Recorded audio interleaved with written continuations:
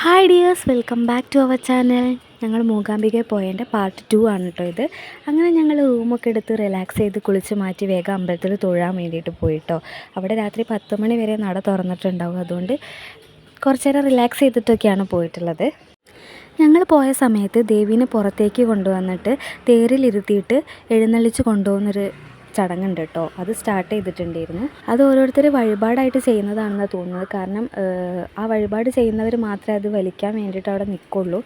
അങ്ങനെയാണ് കേട്ടോ ഞങ്ങൾ കണ്ടതിൽ നിന്ന് മനസ്സിലായത്. അപ്പോൾ അവിടെ നിൽക്കുന്ന സെക്യൂരിറ്റി ഞങ്ങളോടും അതിൻ്റെ കൂടെ പ്രദക്ഷിണം വെക്കാൻ വേണ്ടിയിട്ട് പറഞ്ഞിട്ടുണ്ടായിരുന്നു. അപ്പോൾ ഞങ്ങളും അതിൻ്റെ ബാക്കിൽ പോയിട്ടോ. ഞങ്ങൾ മാത്രമല്ല, അവിടെ അപ്പോൾ തൊഴാൻ വന്നാൽ എല്ലാവർക്കും വേണമെങ്കിൽ കൂടെ പോകാം കേട്ടോ. എല്ലാവരോടും അങ്ങനെ കൂടെ പോകാൻ വേണ്ടിയിട്ട് പറഞ്ഞിട്ടുണ്ടായിരുന്നു ദേവീനെ അങ്ങനെ എഴുന്നള്ളിച്ച് കൊണ്ടുവരുന്ന സമയത്ത്.